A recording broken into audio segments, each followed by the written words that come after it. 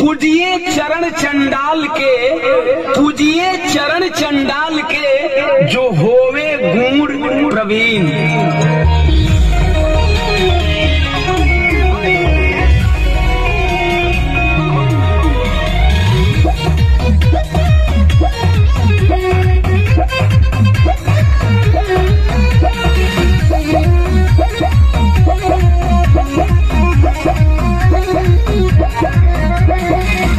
मनुवाद के उड़ाई दी हले,